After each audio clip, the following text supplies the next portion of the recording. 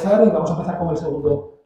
Vamos a seguir, y en este caso con el segundo, pero no por ser segundo, sino porque ha venido después, que es Eduardo Infante. Eduardo Infante.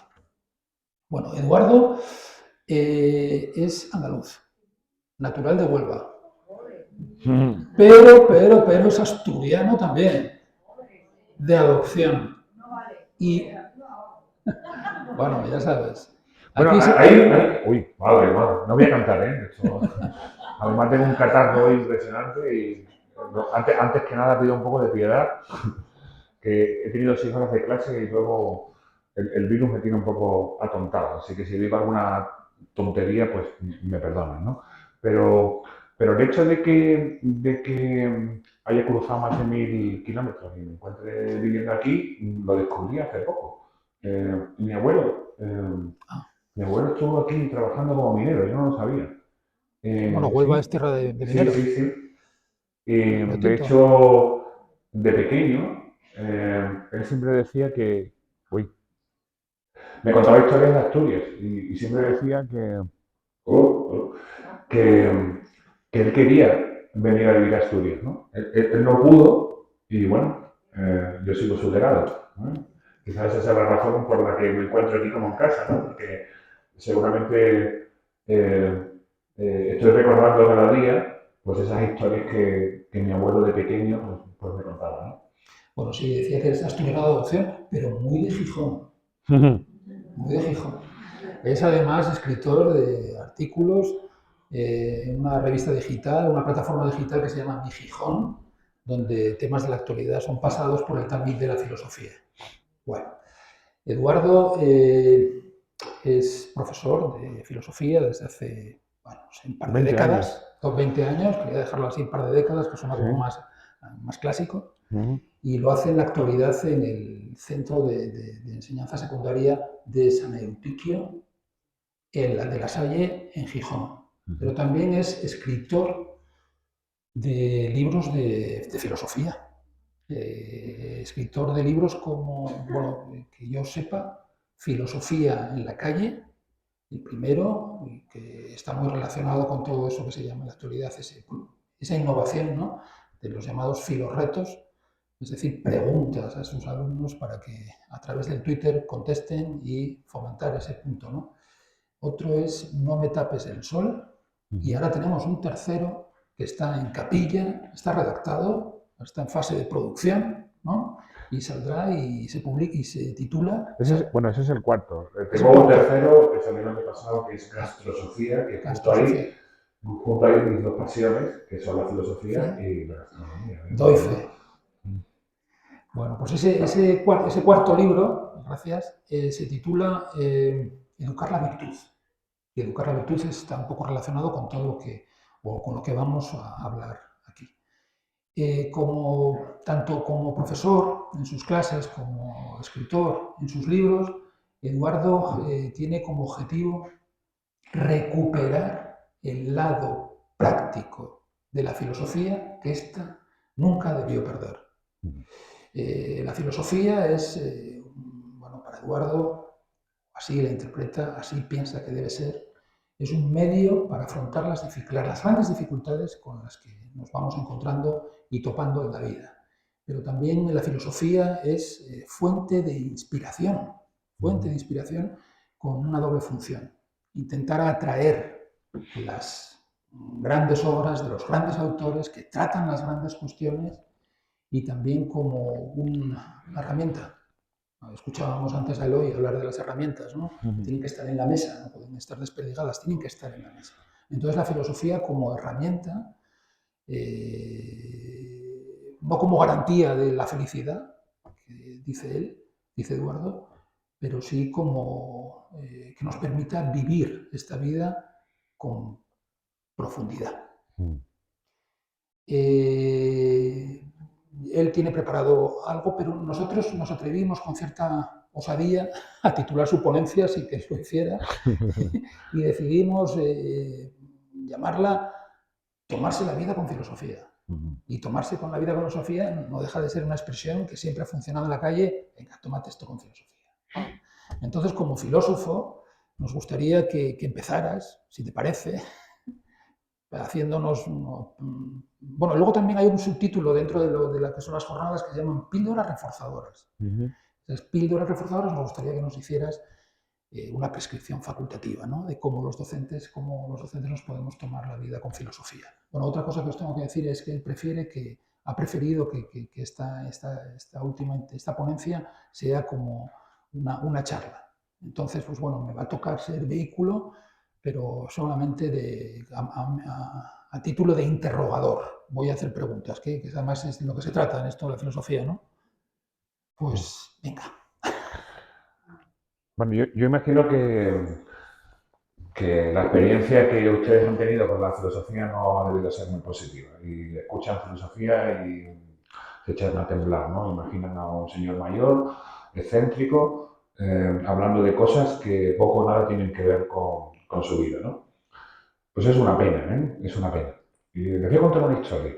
Cuando yo era un joven profesor de filosofía, que me estrené dando clases en un instituto de Sevilla, justo enfrente del estadio de Sevilla, ahí en el barrio de Nervión. Yo era el único bético de todo el instituto, ¿no? Y recuerdo que estaba un día dando clases de Aristóteles, les explicaba a los chicos la metafísica. La pizarra estaba llena de palabras extrañas, ¿no? Sustancia, usía, ser, materia, ile, morfé. Tenían todos pues, sus cuadernos abiertos y tenían sus libros abiertos, iban anotando en silencio todo lo que yo iba explicando. Pero había una chica sentada al final de la clase que no tenía abierto el libro, que no tenía abierto su libreta tampoco, no había sacado absolutamente nada de su mochila, su mesa estaba totalmente limpia y se distraía mirando por la ventana. Y bueno, yo me fui poniendo cada vez más nervioso, aunque intentaba no mirar para ella, al final la mirada se me iba. Y no aguanté más, me acerqué y con esa ironía que tenemos los profesores, ¿no? Y que la mayoría de las veces solo nos hace gracia a nosotros, pues yo le pregunté qué era eso tan interesante que había al otro lado de la ventana y que será más importante que el examen que tendríamos la próxima semana. Y la chica me respondió y me dijo, la vida. A mí esas dos palabras me destrozaron. Suelo decir que fue como una bomba de napalm que cuando cae lo arrasa absolutamente todo a su paso, ¿no? A ver, los profesores de filosofía normalmente empezamos nuestras clases hablándole a los chicos acerca de ese famoso mito, ese cuento, esa imagen que Platón nos narró en la República, ¿no? La imagen de la caverna, que nos habla de unos prisioneros anclados en el interior de una caverna que no conocen la realidad y que simplemente se dedican a ver sombras en la pared de la caverna. En ese momento yo me di cuenta que mi clase, mi aula, era una caverna, desconectada totalmente de la vida, y que lo que yo escribía en la pizarra pues no era más que sombras de la auténtica realidad. Que los chicos eran mis prisioneros, que estaban anclados a sus pupitres y obligados a mirar y a escuchar pues, un discurso hueco. Así que cerramos los libros, borramos la pizarra, salimos a la calle, a un parque muy bonito. Esto Sevilla no te lo permite. Nos sentamos alrededor de un banco y les pregunté qué era aquello que realmente les preocupaba, cuáles eran las cuestiones que les quitaban el sueño, qué era lo que discutían cuando estaban en el recreo, cuando hacían botellón. Y me quedé totalmente sorprendido. Bueno, lo primero que ocurrió es que por primera vez fui yo el que empecé a tomar notas y a escuchar. Y las preguntas que empezaron a formularme, pues yo creo que son esas grandes preguntas que, que intentamos encontrar respuesta en esos momentos especiales de la vida, ¿no? Son esas preguntas que al final salen cuando, después de una comida con los amigos, el vino se va acabando y de repente se hace una especie de situación mágica en la que lo que comenzamos ya no es a vivir, sino a reflexionar acerca de lo que es la vida y de lo que estamos viviendo, ¿no? Los chicos me preguntaron acerca del amor, acerca de la muerte, me preguntaron cómo superar la muerte de un ser querido, me preguntaron acerca de la belleza, del arte, del para qué vivir, de la amistad, pues de esos grandes temas y de esos grandes problemas que se nos agarran al alma y que en el fondo han sido las grandes preguntas que durante miles de años hombres y mujeres han intentado resolver, ¿no? En ese momento yo recordé que la filosofía no tiene absolutamente nada que ver con lo que yo estaba haciendo en el aula, tampoco tiene mucho que ver con lo que estoy haciendo yo aquí ahora, que soltarles una chapa.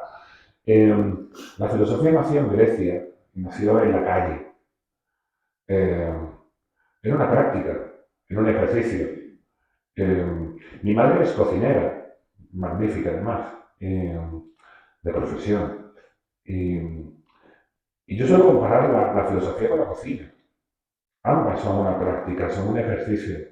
Luego hay pues toda una literatura especializada tanto en la cocina como en la filosofía, pero imagínense que confundamos la cocina con los libros de historia de la cocina, o que confundamos la cocina con los artículos de los críticos sobre, no sé, determinado tipo de alta cocina, ¿no? Imagínense que alguien quisiera practicar la cocina y nunca visitase un fogón, nunca se pusiese un mandil, nunca se ensuciase de harina, y se quedase solo y exclusivamente analizando textos de cocina, ¿no? Y leyendo textos de cocina y comentando textos de cocina, ¿no? Pues eso es un poco lo que desgraciadamente todavía a día de hoy hacemos, ¿no? Filosofar no es otra cosa más que pensar en la vida y al mismo tiempo vivir aquella vida que se ha pensado. Pensamos la vida por una razón muy simple, porque queremos disfrutarla y sacarle todo el jugo, ¿no? Porque queremos ser conscientes de aquello que estamos viviendo, ¿no? Y bueno, en mi último libro, que es fruto de unos años de reflexión, pues afronto una pregunta que me hice. Yo llevo 20 años dando clase y últimamente veo, y yo no tengo certezas, aviso, ni tengo grandes verdades, y vengo aquí a compartir, bueno, pues las reflexiones que yo he ido haciendo y sobre todo me gustaría poder dialogarlas con ustedes, ¿no? Porque la filosofía es eso, es diálogo. Es decir, es una práctica que griega, inventaron los griegos hace 25 siglos, se hacía en los gimnasios y era fundamentalmente un diálogo sobre un tema. Platón decía, a mí me encanta que filosofar es dialogar entre amigos. Y yo suelo decir que si es con vino, pues mucho mejor. Antes el ponente anterior decía que el vino es un tóxico. Bueno, a un gran filósofo que ya nos dejó, Antonio Esclotado, decía que lo tóxico no es la sustancia, lo tóxico es la dosis. Bueno, el vino... Tengan en cuenta una cosa, Dionisos, Baco, era un hombre. Era el hombre que vino del Oriente y enseñó a los griegos a hacer vino. Y los griegos lo elevaron a Dios, ¿cómo no? Bueno, pues, de hecho, uno de los grandes libros de filosofía, lo que nos narra es un botellón. El banquete de Platón, que realmente es una mala traducción, la palabra es simposio, que significa beber juntos. Nos narra la conversación que tuvieron un grupo de amigos bebiendo vino. Conversaron ese día, decidieron conversar sobre algo, yo creo que maravilloso, ¿no? ¿Qué es el amor? Y si el amor es algo que nos eleva como personas o algo que nos destroza la vida. Bueno, pues, volviendo al principio, la cosa es que yo últimamente noto que la educación, o que en la educación andamos un poco perdidos.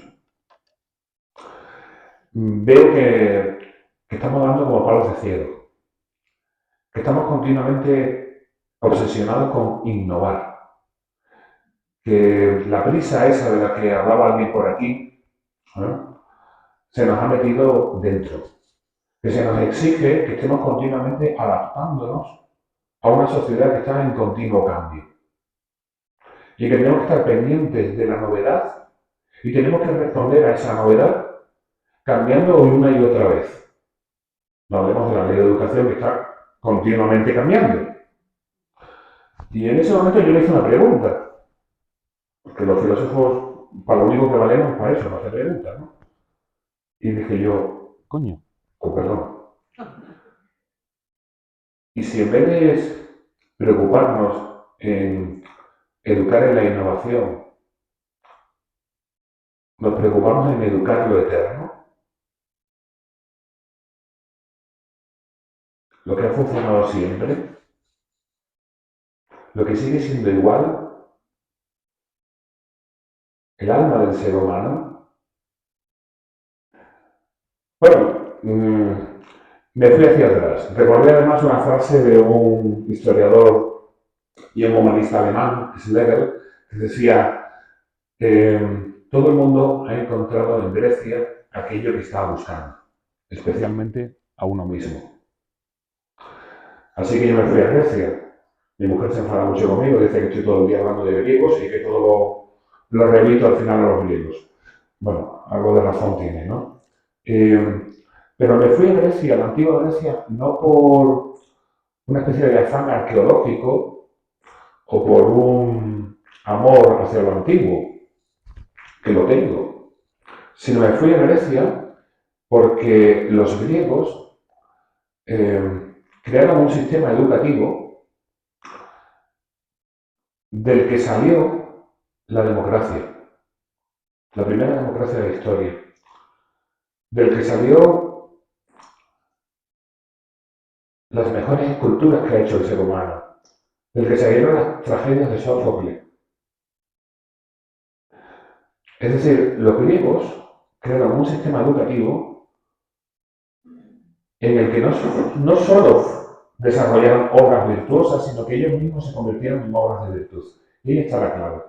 Es decir, la clave del sistema educativo griego era la virtud. Una palabra de difícil traducción. El sistema educativo griego tiene el nombre de paideia, y es un sistema que lo que buscaba, el objetivo fundamental, era hacer de los niños hombres y mujeres virtuosos. Claro, la palabra virtud, ¿qué es? Antonio Escotado, antes de morir, escuché hace poco una definición de virtud que dije, joder, es muy buena definición. Me preguntaban si él había sido una persona moralista y él respondía, no, pero siempre me ha preocupado la virtud. Decía que la virtud es actuar de manera que cada acto de tu vida sea justificable en y por sí mismo, sin contar con premios ni con castigos. La palabra virtud es la palabra con la que los romanos tradujeron la palabra griega arete, de la que procede, por ejemplo, la palabra aristoikratia. Kratos en griego es poder, aristoi, arete, significa lo mejor o el mejor. Aristocracia, el gobierno de los mejores. Pero ¿qué es exactamente la arete? Esa arete con la que estaban profundamente enamorados los griegos y que intentaban sembrar en el alma de los niños y de las niñas griegas. Pues es una manera excelente de sentir, una manera excelente de actuar y una manera excelente de juzgar. Es la búsqueda de la excelencia en cada instante de la vida.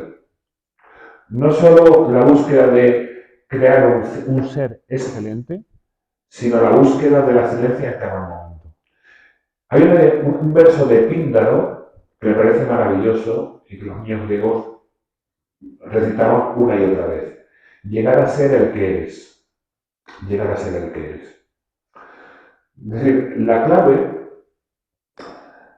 es que cada uno de nosotros guarda en su interior, como una semilla de cerezo, un proyecto.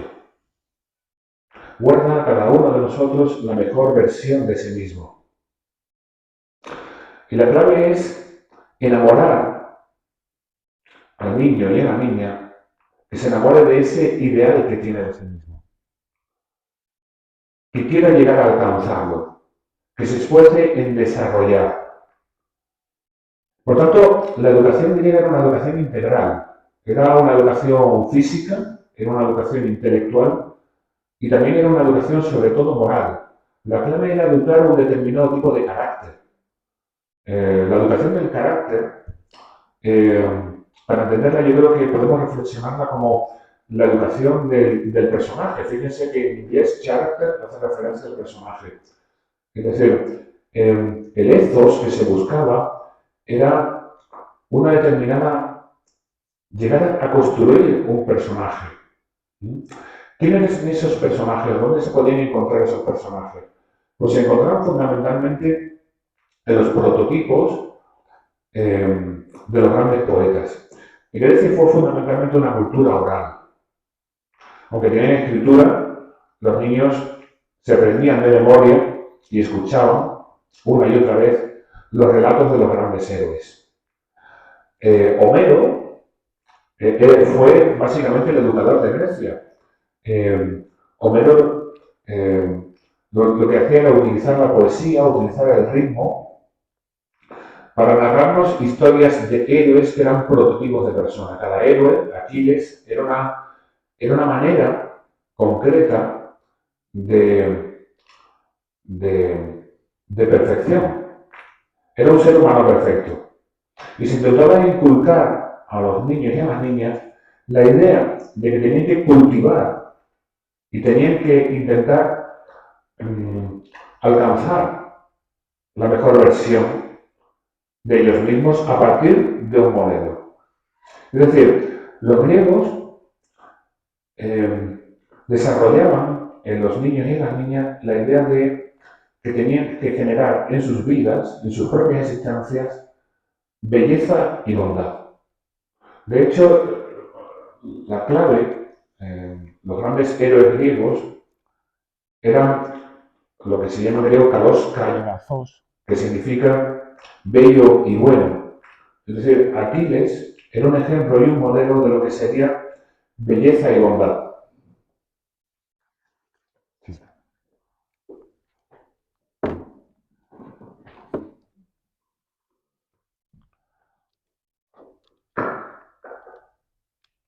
Sí. Sí.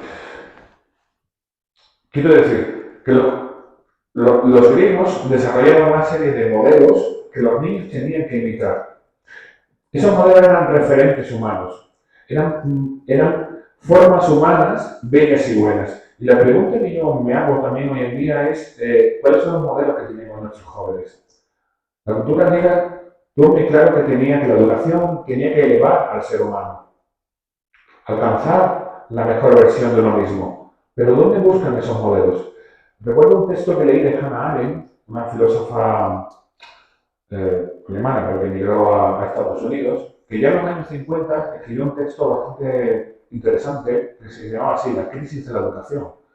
Y en ese texto, que parece que está hablando de hoy en día, Hannah Arendt nos dice que los adultos, en una sociedad plural en la que nosotros vivimos hoy en día, y relativista, hemos renunciado a dar modelos a nuestros jóvenes. Parece que nos da como vergüenza hablar de cuáles son los verdaderos modelos de ciudadano, los verdaderos modelos de ser humano que debemos alcanzar, ¿no?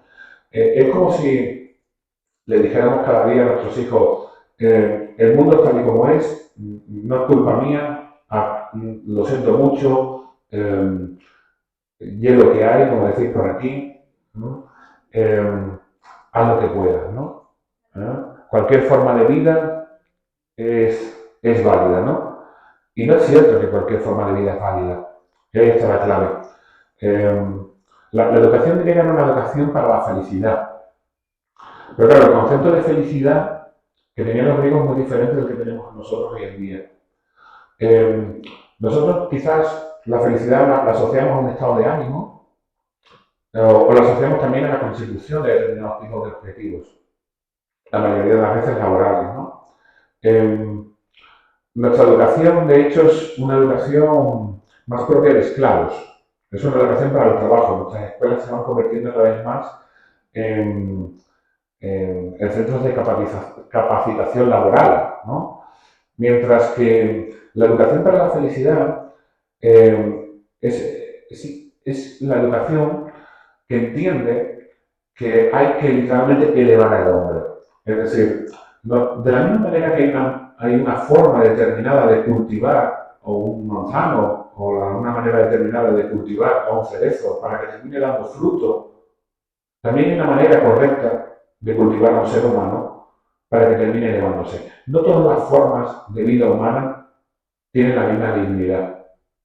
Por tanto, la buena educación es aquella que lleva a nuestros niños y nuestras niñas a el grado más alto de desarrollo humano.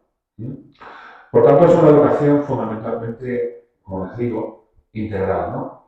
Yo me preguntaba, ¿cuáles son los modelos dónde buscan nuestros modelos los niños? Porque nosotros hemos renunciado a decirle, tenéis que ir por esta senda, ¿no? Estas son las sendas realmente humanas, ¿no? A través de la pantalla, los influencers. Es decir, el influencer ha ocupado el lugar que en la antigüedad ocupaba, pues, los auténticos modelos de ciudadanía, ¿no? Me estoy enrollando muchísimo, además estoy muy espeso. Yo creo que vamos a entrar en el diálogo, ¿no? Si te parece. Sí, bueno, como quieras, Sí. perdonar, que como pensaba que esto no se oía mucho. Sí, porque, bueno, yo pensaba que ya te habías olvidado de eso, que teníamos que dialogar. De que teníamos que dialogar. Sí, simplemente por conectarlo, Sí. lo último, bueno, habría muchísimo que tratar, pero no son horas. La parte emocional es fundamental en la educación griega, ¿eh? Luego iremos desarrollando ese caso, pero básicamente dos cosas. La primera que hay que educar el amor a un ideal, ¿no? A esa mejor versión que tenemos de nosotros mismos. Y luego la clave también es el honor, ¿no? El honor es un sentimiento fundamental en el mundo griego que nosotros creo que vamos perdiendo, ¿no? Y quizás porque el honor te lo da la comunidad. Y también la comunidad es desgraciadamente algo también que hoy en día en nuestro mundo está en crisis, ¿no? La clave es sentir una fidelidad profunda y un amor profundo hacia esa mejor versión de ti mismo, hacia ese modelo, pero al mismo tiempo el honor nos ata a una comunidad, porque el honor está relacionado con el concepto de bien común. Es decir, Entender que hemos nacido en una sociedad que nos ha acogido y tenemos unas deudas que pagar con esa comunidad. Y que por tanto, la clave del desarrollo personal también es o está conectada a un desarrollo colectivo. Bueno, yo ahora ya lo veo. Vamos a ver. Yo me gustaría primero hacerte volver al pasado Sí. y que te pusieras en un momento de tu adolescencia. Me parece que estabas en los baños del instituto en el que estabas en ese momento y se te había ocurrido hacer una pintada en los baños donde escribiste "No existe la justicia". Y entonces parece ser que un profesor tuyo, un viejo profesor, te impuso un castigo. Y ese castigo fue algo que parece ser marcó tu vida personal y por supuesto profesional, porque te obligó a leer El juicio de Sócrates. Entonces yo, bueno, leí tu libro, aunque fuera de forma oblicua, y descubrí tu absoluta devoción por el personaje. Entonces, no sé si a lo mejor sirve después para enlazar con algún tema de los que estamos tratando, pero me gustaría saber quién fue quién fue el verdadero Sócrates, porque aparece Sócrates escrito por otro, que es Platón, y por qué tu devoción por él. Bueno, yo tenía creo que 16 o 17 años y andaba bastante perdido. Mi padre había muerto y necesitaba, o estaba perdido precisamente de referentes de modelos, ¿no? Mi profesor de filosofía, como bien cuentas, que era mi tutor además, cuando hice esa pintada en el baño del instituto, pues me puso como castigo pues, leer el discurso que Sócrates hizo en el juicio que le condenó a muerte, ¿no? Y a mí la figura de Sócrates me cautivó. Suelo decir a mis alumnos que es un texto que yo creo que deberíamos leer al menos una vez al año para recordarnos qué es la dignidad, qué es la belleza y qué es la virtud, ¿no? Recordarnos que no estamos aquí solo para vivir, sino que estamos aquí para vivir bien, ¿no? La clave de Sócrates, bueno, pues por volver, Sócrates marcó una revolución fundamental en la manera de entender la virtud. En los textos homéricos de los que hablaba, pues Aquiles y los grandes héroes, fundamentalmente eran excelentes hablando, pero sobre todo eran excelentes luchando, ¿no? Hablar del aristócrata, hablar del caballero, porque era un caballero militar, ¿no? Eran gente de buena raza, ¿no? Además, de hecho, no todo el mundo podía ser excelente, solo unos pocos podían ser excelentes. La virtud es una fuerza, pero una fuerza física, ¿no? Fundamentalmente. De repente Sócrates cambió, le dio la vuelta y entendió que la virtud tenía que ver con una fuerza espiritual y que estaba al alcance de todos. De hecho, Sócrates fue el que entendió o definió la filosofía como un cuidado del alma, como una medicina, como una terapéutica del alma, ¿no? Nosotros hoy en día, la palabra alma tiene unas connotaciones religiosas, ¿no? La palabra que utilizaban los griegos y que utilizaba Sócrates es psique, la psicología, y hace referencia al mundo interior. Ese es el mundo interior, ¿no? Lo que Sócrates proponía, curiosamente, era que el verdadero caballero, el verdadero hombre noble, es el buen ciudadano, ¿no? Es aquel que se distingue precisamente por un servicio a los demás y un servicio a los demás en la ciudad. Y que eso está al alcance de todos. Y Sócrates, curiosamente, trabajaba o educaba a través del afecto, que es algo también que he descubierto que sin duda es... no se trata tanto hablar mucho de la educación emocional, y hablamos de educar los afectos. Yo creo que más que educar los afectos es educar a través del afecto, afectar los corazones, ¿no?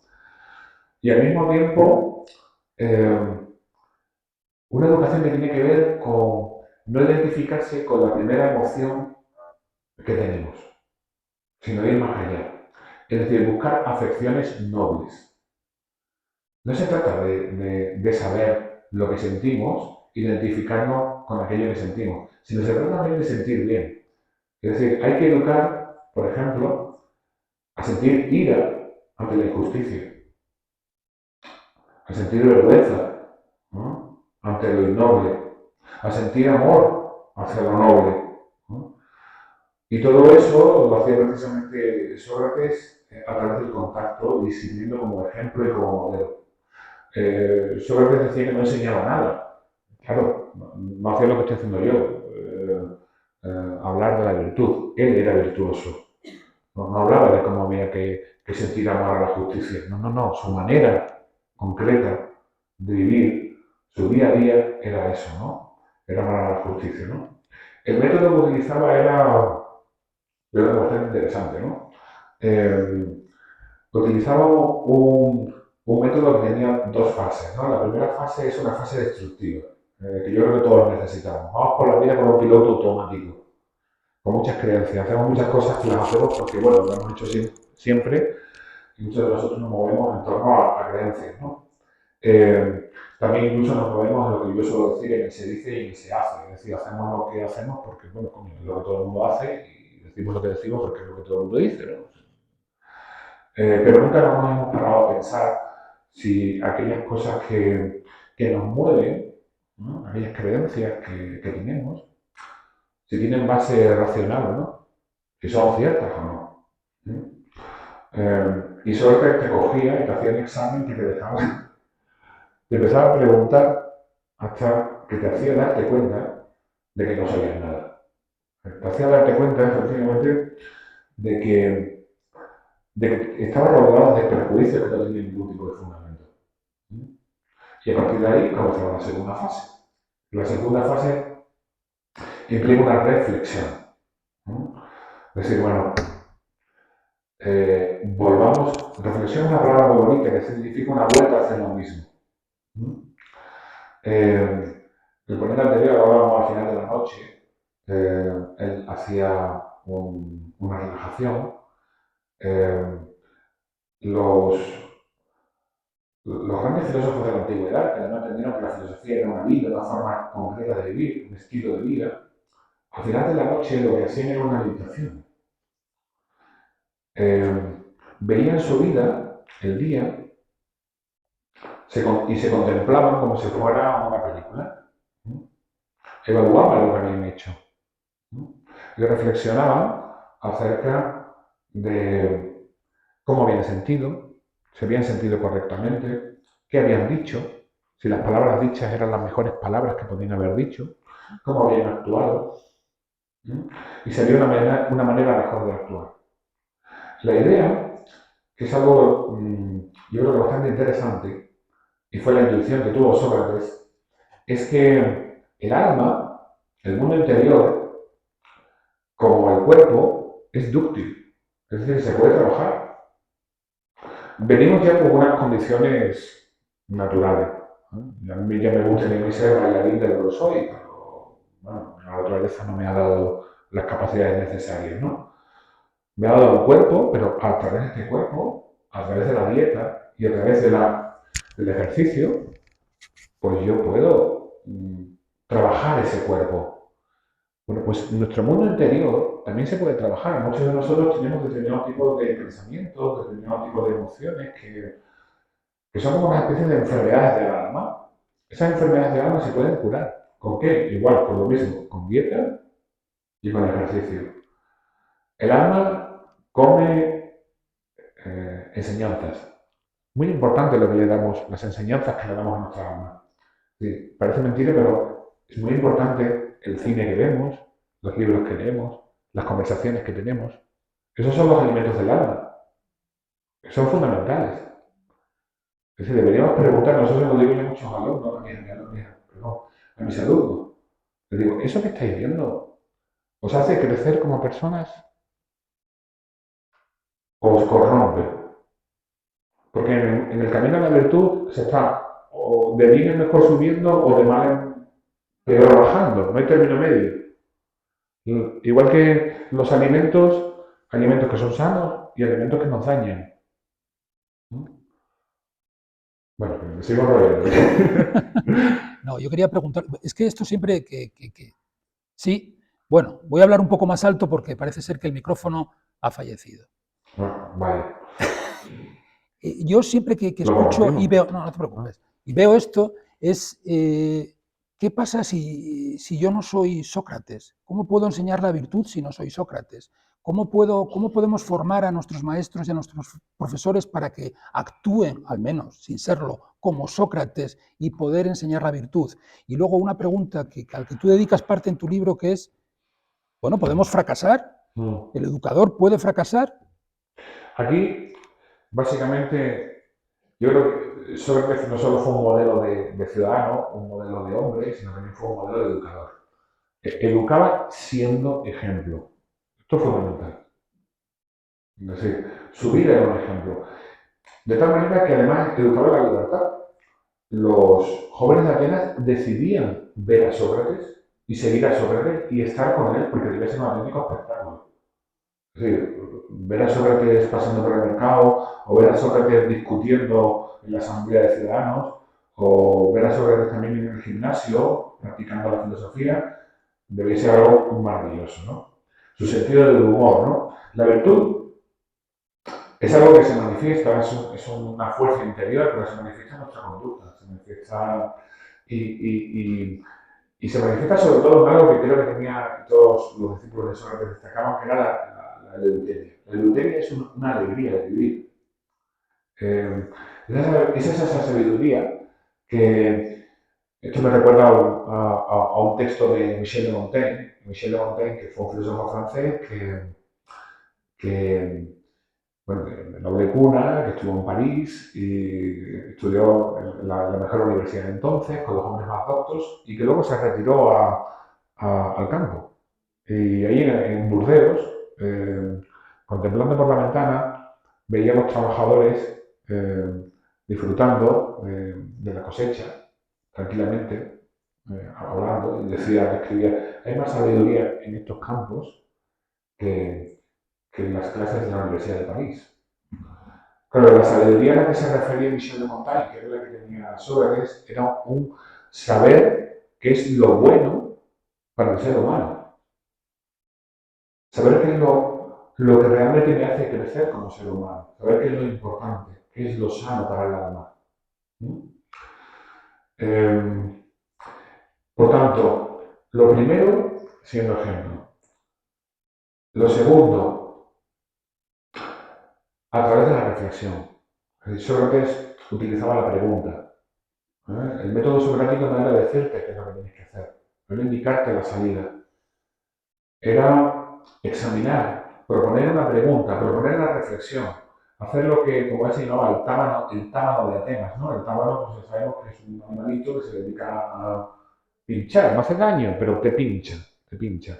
Él se compara, decía, yo soy como un tábano que pincho a un caballo de raza noble, pero lento, precisamente para que corra y para que sea más veloz, ¿no? Pues, efectivamente, ayudando a que sea la propia persona la que, la que, la que reflexione acerca de su propia vida y tome conciencia, ¿no? Luego lo hacía también, como decía, a través del afecto, es decir, crear una comunidad de amigos. Y ahora viene la parte importante. A mí fue algo que me ayudó mucho. Yo creo que todos aquí los que estamos como docentes, pues hemos tenido algún fracaso. Bastantes. Hay veces que uno ha hecho todo lo posible, todo lo que estaba en su mano por ayudar a alguien, pero no ha sido capaz. No ha sido capaz. Se me viene a la mente un chico, ¿no? Un chico al que no fui capaz de rescatarle por el mundo de la droga, ¿no? Y comenzó por un camino de autodestrucción del que pues no pude. No pude y del que me sentí durante muchísimos años pues, muy culpable. Y continuamente me preguntaba qué podía haber hecho. Pero de repente volviendo a la fuente, volviendo a Sócrates, descubrí la figura de Alcibíades. Alcibíades fue uno de los discípulos de Sócrates, tenía todo lo que se necesitaba para llegar a ser un ser humano excelente, era de noble cuna. Recuerdo, yo estudié en Salamanca, el lema de la Universidad de Salamanca, saben ustedes que es lo que la naturaleza no da, Salamanca no te lo presta, ¿no?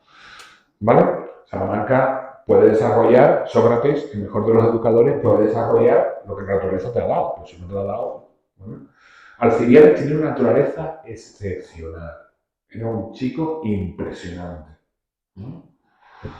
Pero tenía un problema, ¿eh? Tenía un pecado que los griegos identificaban que era la hibris, ¿eh? La sed de traspasar los límites, la soberbia. La soberbia. Y Sócrates le cogió un cariño tremendo a ese chico porque sabía del potencial, el potencial que había ahí, ¿no? Pero, y de hecho, recuerdo que haber leído en varios testimonios que Sócrates era el único que le hacía llorar amargamente, ¿no? Con lágrimas vivas a Alcibíades, ¿no? De las reprimendas que le debía echar, ¿no? Que Alcibíades además quedó profundamente tocado por Sócrates y al principio sobre todo lo imitaba hasta la manera de vestir, ¿no? Y bueno, Alcibíades al final terminó traicionándose a sí mismo, traicionando a su patria, traicionando a su familia, traicionando a sus amigos, ¿no? Terminó solo, lejos de su ciudad natal, ¿no? Y murió de manera totalmente indigna, ¿no? Y esto me llevó a mí bueno, a hacer la siguiente reflexión, que yo creo que también es algo que debemos hacernos.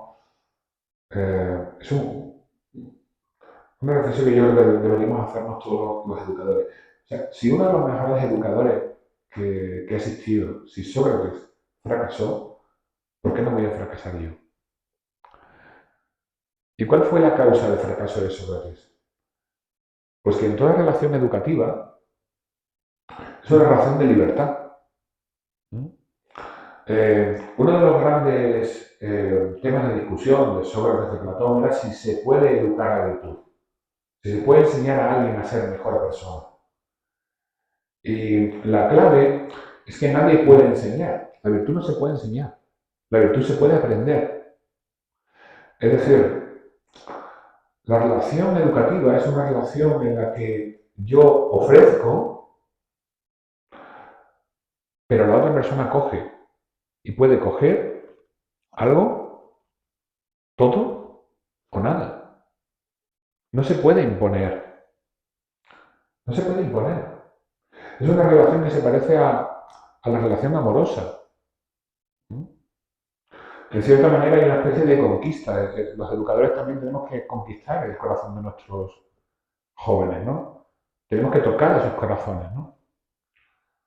Pero nuestros alumnos también pueden decirnos que no. Y tienen derecho a decirnos que no, ¿no?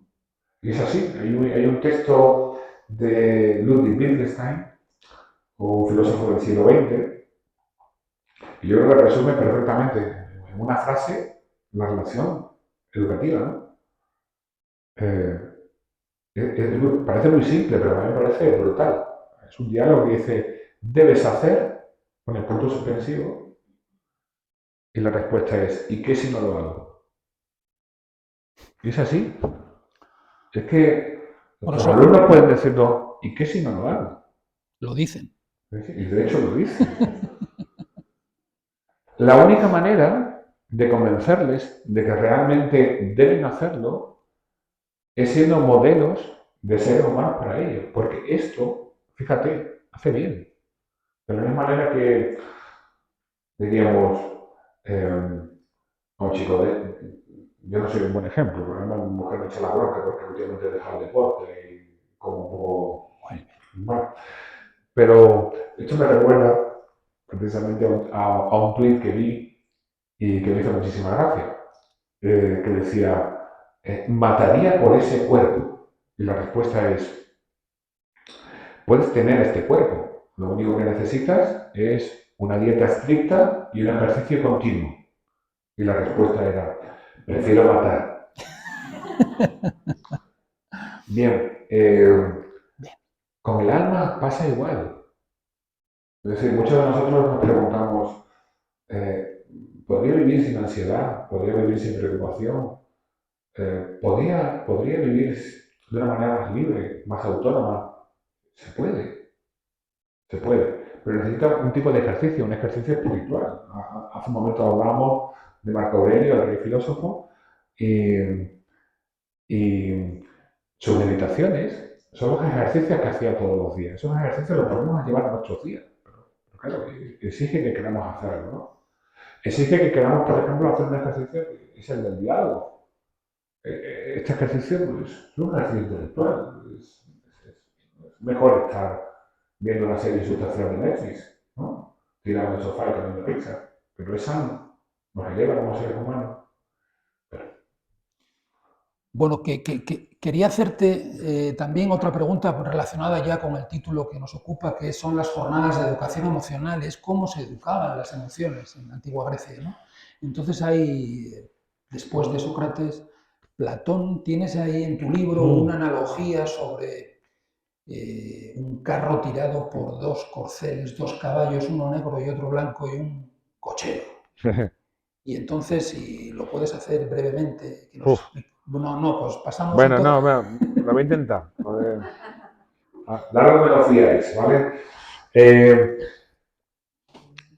Bebe agua.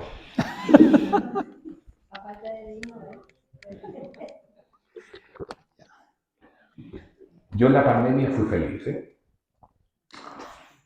Mi mujer se enfadaba también mucho conmigo, porque decía, tú te lo estás pasando bien. Y digo, claro, yo estaba en casa, con vino, con todos mis libros, y encima podía salir a la calle porque tenía perro.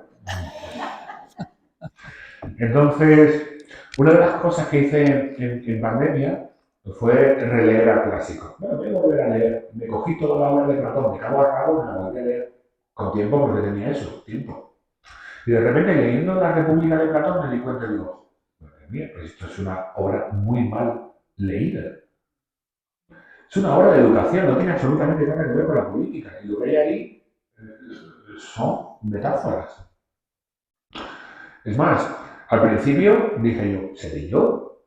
Pero luego descubrí que Rousseau, uno de los grandes también pensadores de la educación, pues había escrito literalmente, nunca se ha escrito una obra de educación más bella que La República de Platón. Digo, joder, a lo mejor tengo razón. Seguí indagando y me di cuenta que además los profesores de filosofía tenemos una cosa curiosa, porque tú empiezas a leer La República y de repente hay dos libros y dices tú, aquí a Platón se le dio la pinza. Son dos libros que se dedican a hablar de flautas, de ritmos musicales, y esto es algo que, bueno, nos saltamos, ¿no? No lo damos porque nadie entiende muy bien por qué están esos libros ahí, ¿no? Claro, que uno lo entiende si empiezas tú a darse cuenta de que la educación en Grecia la llevaban a cabo los poetas, y se hacía a través de la música, ¿no? Pero bueno, Platón lo que está proponiendo, la república de la que está hablando Platón, no es una república política, es una metáfora de la república que tenemos que construir en nuestra alma. Es el proyecto educativo platónico. Platón fue, yo creo, el primer ilustrado, el primero que entendió o tuvo esa conciencia de que la única manera de reformar la ciudad, la verdadera manera de hacer política, es lo que hacemos nosotros. Los verdaderos políticos somos nosotros, porque somos educadores de ciudadanos. No puede haber una ciudad buena si no hay buenos ciudadanos. La verdadera política es entrar en un aula, con lo que tenemos ahí, e intentar construir los hombres y las mujeres de mañana. Esa es la clave, ¿no? Y lo que tenemos es, lo que hizo Platón, construyó o creó la primera institución educativa. La academia era una institución educativa que tenía como fin y como objetivo fundamental crear ciudadanos. Y bueno, vamos al caballo. Vamos al caballo. Platón fue un grandísimo psicólogo. Yo creo que fue un grandísimo conocedor del alma humana. Y Eh, el otro día le decía esto a los alumnos en clase.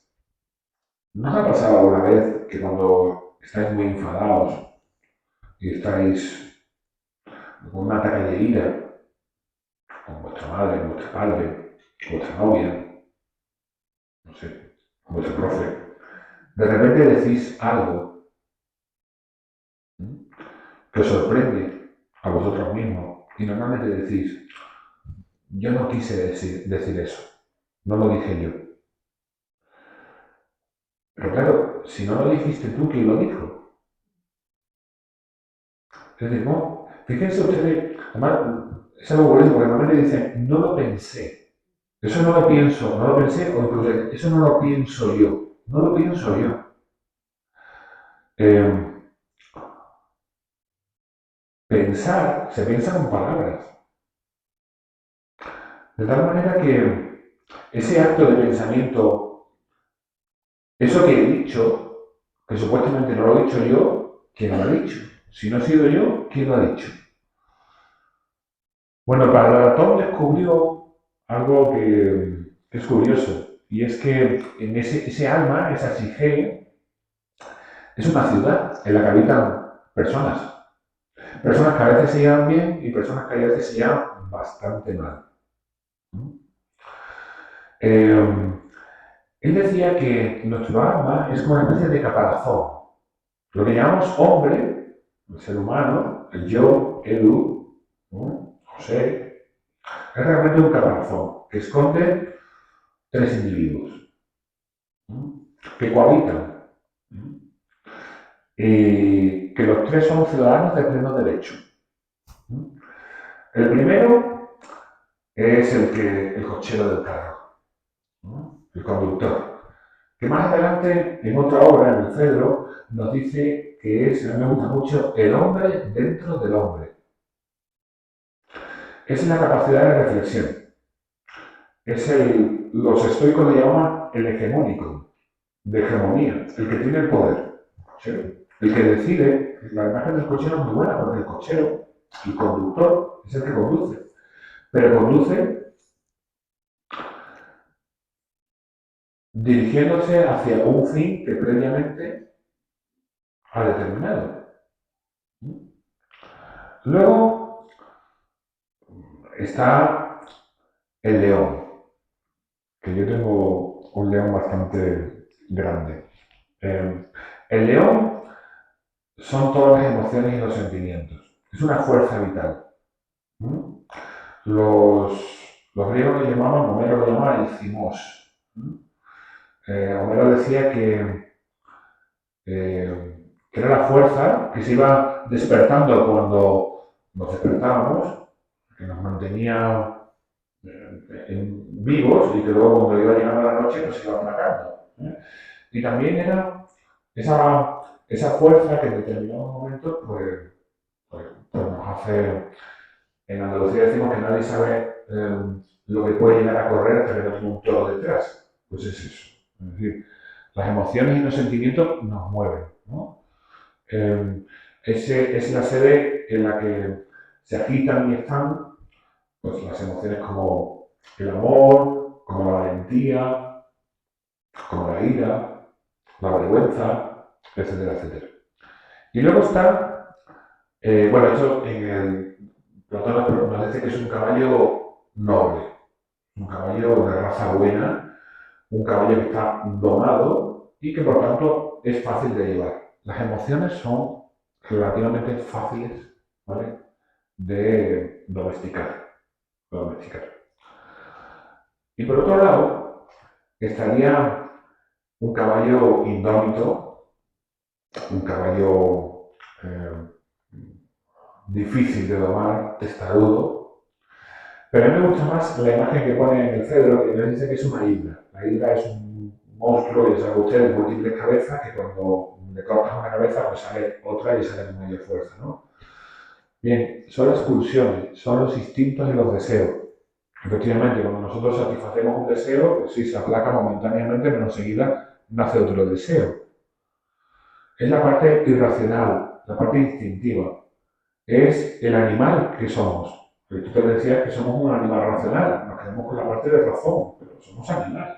Tenemos que recordar que somos animales y a veces nuestro comportamiento es profundamente animal, ¿no? Bueno, pues la educación emocional que propone Platón es que el sujeto, como decía, no se identifique con lo primero que sienta. Eh, lo que educar emocionalmente es hacer comprender al niño que porque de repente el león tenga hambre o la hidra llame con fuerza, no puede seguir esos impulsos, sino tiene que entender, efectivamente, es cultivar el hombre dentro del hombre. Es poner los deseos, las pulsiones, poner también al mismo tiempo los sentimientos y las emociones en dirección, por eso dice, lo que marque la recta razón, esto es algo, de causas nobles. De causas nobles. Es aprender a sentir noblemente. Entonces, para ello, Platón proponía una educación emocional que iba a educar esas tres partes de la alma humana. El cochero tiene que saber a dónde dirigirse. ¿No? Decía Séneca, y a mí me parece maravilloso, que si no sabemos a qué puerto dirigirnos, ningún viento es favorable. Por tanto, la sabiduría que tiene que tener el cochero es saber a qué puerto dirigirse. Es decir, saber en cada instante, en cada momento, cuáles son los fines dignos, saber qué es lo bueno. ¿Esto cómo se adquiere? Se adquiere con la reflexión, que es lo que hacía Sócrates y es lo que creo que hacemos también nosotros. Cuando nos sentamos con nuestros hijos, cuando nos sentamos con nuestros alumnos, intentamos reflexionar, es decir, analiza eso que has vivido. ¿Realmente eso es lo que tú querías? ¿Te ha hecho bien? No solo con la reflexión, sino acercándose a aquellas personas que ya la tienen.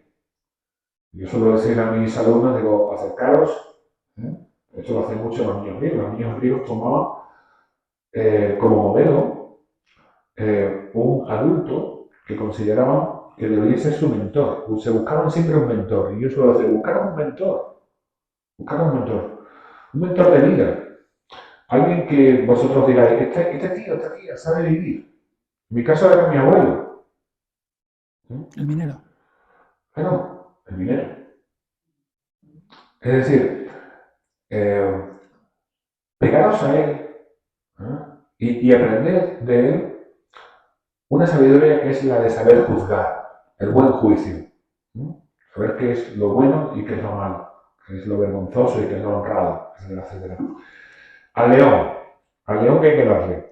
Al león que hay que darle valentía. ¿Y qué es la valentía? Bueno, decía Platón que hay que saber domesticar al león y ponerlo al servicio de la causa noble. La valentía es aguantar haciendo lo que está bien, a pesar de las consecuencias. Y a la hidra hay que darle algo que no está de moda en nuestra sociedad, totalmente hedonista, que cultiva precisamente el placer por el placer y el deseo por el deseo, que es la templanza. Fíjense que no es la represión, sino la templanza que viene del templado, de equilibrio, el justo medio. Una de las grandes frases del mundo griego, y las grandes sabidurías del mundo griego, era nada en exceso. Lo que hablábamos al principio de la charla. Es decir, el vino, nada en sí es malo ni bueno, sino en la dosis. Se habla mucho del justo medio de Aristóteles, pero el justo medio de Aristóteles, que por cierto lo cogió de Platón, no es un medio aritmético. Que lo que nos está diciendo es que en la vida las normas nos pueden ayudar, las normas de vida, pero son simplemente, lo sabemos, es muy difícil decirle a un profesor. Yo ahora mismo acabo de despedir a un profesor de prácticas. Es muy difícil poner normas. Lo que te vale para un chico no te vale para otro, lo que te vale para una hora no te vale para la otra. El justo medio es ajustar, saber ajustar. cada persona y a cada circunstancia. Y eso es complicadísimo, eso es muy difícil. Relacionado con eso, porque si no, no vamos, no vamos a acabar el temario, que es lo que pasaba muchas veces en el bachillerato. Bueno, de hecho, los diálogos de Platón terminan muchos de ellos diciendo, y cayó la noche. Sí. Y, no, sí, y es como, hay de noche hay que irse para casa, pero el diálogo no concluye. ¿No? Hay una frase, bueno, no es que lo comentes directamente en tu libro, pero yo lo recordaba haber visto como cita en este libro que yo creo que arranca un poco todo esto de la inteligencia emocional, que era el libro de Daniel Goleman. La primera cita que ponía era una cita de Aristóteles donde decía lo siguiente, que enojarse es fácil, pero enfadarse con la persona adecuada, en el grado exacto, en el momento oportuno, con el propósito justo y del modo correcto, eso era difícil. Y yo recuerdo que mi padre lo sabía hacer. No sé si tuvo una educación aristotélica, pero lo hacía bien, clavado. Sí. Y yo no creo que sepa hacerlo. Entonces, la pregunta es, ¿cómo podemos educar a los alumnos a enfadarse bien? Efectivamente. Bueno, Aristóteles hizo todo un catálogo de virtudes, ¿no? Que debería tener el ser humano ideal. Entendía que la buena educación era intentar que los niños y las niñas que tenemos alcancen ese modelo de ser humano ideal, ¿no? Y lo hacía a través del hábito, algo de la rutina. Algo que es justo lo contrario de lo que estamos haciendo hoy en día en nuestras clases, o por lo menos a lo que nos invitan, ¿no? Nos invitan a estar continuamente siendo disruptivos, haciendo cosas nuevas, manteniendo la atención, haciendo cosas diferentes. Y Aristóteles decía que no, que el carácter se forja a través de la práctica. Es decir, una persona se hace valiente haciendo acciones valientes. Él lo comparaba a como aprendemos a tocar un instrumento musical. Adquirir una virtud se adquiere de la misma manera que uno aprende a tocar el piano o aprende a tocar la guitarra, con muchas horas de práctica, muchas horas. Esto es muy importante, se adquiere de la misma manera que se destruye. ¿No? Entonces, lo primero es tener un modelo, ¿no? De que copiar, un modelo de vida, un mentor, ¿no? Y luego practicar una y otra vez, practicar una y otra vez. En el caso del enfado, por eso decía, es decir, cuando hablábamos al principio de esa idea de la paideia griega, que era una manera excelente de sentir, la educación emocional sería eso. Pues, por ejemplo, en el caso del enfado, en el caso de la ira, no se trataría de saber que lo que tú tienes es ira. Vale, pues muy bien. Esto es algo que yo he escuchado muchas veces, ¿no? En inteligencia emocional, ¿no? La inteligencia emocional es que ya, muy bien, tengo ira. ¿Y qué hago con la ira? La clave está, como dice Aristóteles, en saber cuándo airarse, con quién airarse, en el momento que hay que hacerlo y con las palabras adecuadas. Mira, esto es bastante más complicado. Esto es un salto mortal más allá. Y esto busca efectivamente la excelencia, también en el sentir. Esto se hace con práctica una y otra vez, con autoexamen y teniendo también, lo vuelvo a decir, buenos modelos. Pero claro, uno, no sé vosotros, pero mira lo que nuestros jóvenes, ¿Qué pasa los referentes de nuestros jóvenes y son buenos referentes como seres humanos. No lo sé, ¿no?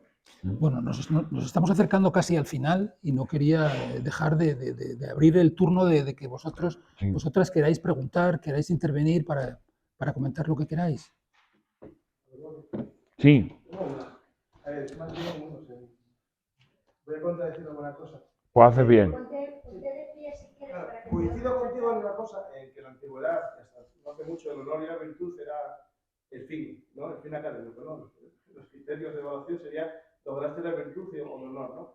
Pero cuando hablas del sistema educativo griego, entonces estás centralizando solo en Atenas. Hombre, claro. En un momento muy concreto. El resto del mundo griego no era Atenas. Alcibiades, que lo pones como algo así, realmente él buscaba lo que buscaba casi toda la Grecia, que no era Atenas.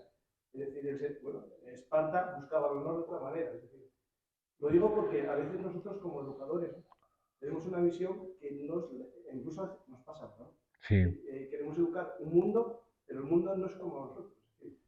En China buscan una educación distinta Sí. en pleno siglo XXI igual que nosotros. Igual que Esparta con Atenas. ¿No? Lo quiero un poco para ver ese debate. Sí. Yo digo que los clásicos, bueno, y esto ahora me viene muy bien, los clásicos tienen la virtud del fuego, o las virtudes del fuego. Nos dan luz, con lo que orientarnos, y también nos calientan el corazón. Eso es lo que tienen los grandes textos, que son los textos universales, ¿no? Las humanidades, yo las reivindico mucho, porque precisamente las humanidades lo que aportan son los modelos, los grandes modelos de seres humanos. Es curioso, y esto lo tenemos que plantearnos, como los centros educativos de élite no tienen tecnología. En Eton, los niños no aprenden a utilizar el Excel. Seguramente porque el día de mañana tendrán a alguien que trabaje para ellos que le maneje el Excel. Sino que leen a Shakespeare, leen a Homero. Tenemos que preguntarnos por qué. Y también qué modelo de educación estamos dando, ¿no? En cuanto a lo que dice, cuando miramos hacia atrás, digo yo, para coger impulso. Es cierto que yo he contado una parte, claro, la parte que me interesa, la parte que me puede servir como modelo. El Renacimiento también fue un momento en el que se miró hacia atrás, pero se miró hacia atrás para coger impulso para mirar hacia adelante, ¿no? No se trataba de restaurar el pasado, sino en un momento en el que no había referentes, en el que no había modelos, buscar esos modelos eternos, ¿no? Efectivamente, la educación grecia, yo he hablado de educación de Atenas, he hablado que esa educación, no he dicho que esa educación era para varones. Claro, por ejemplo, no he dicho tampoco que es una educación, efectivamente, para los ciudadanos atenienses, los metecos, ¿no? Es decir, mujer, que es norteamericana, sería una meteca, ella no tendría este tipo de educación, ¿no? ¿Serían los ciudadanos más pobres? Tampoco, efectivamente, ¿no? Pero creo que sí tuvieron intuiciones que son recuperables, creo que pueden darnos esa luz que yo creo que necesitamos hoy en día. ¿No? Y sobre todo creo en su valor universal. ¿No? Es decir, cuando uno se enfrenta a los textos de Homero, encuentra formas de ser humano, es decir, formas de actuar. Es decir, es que Homero es eso, es en la manera en que describe cómo se comporta, cómo actúa, cómo ahí podemos encontrar cómo irarse y las maneras concretas en las que irarse, las palabras que utilizan los héroes homéricos, maravillosas, ¿no? Los niños cuando leían en Grecia a Homero se identificaban con esos héroes, se identificaban afectivamente. Cuando leían Aquiles eran Aquiles y querían ser Aquiles, luego en la vida cotidiana, ¿no? Y yo busco, por bueno, quizás tengamos que no solo mirar al pasado, no estoy diciendo que tengamos que, o que también, ¿eh?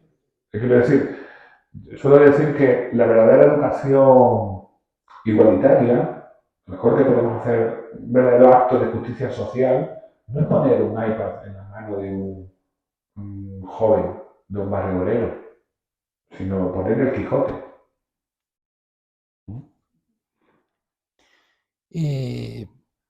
¿Más preguntas, más intervenciones? Bueno, cuando hablabas de esto del Quijote y de los textos de Homero, en el mejor de los casos, en estos momentos están en algunas bibliotecas sin abrir.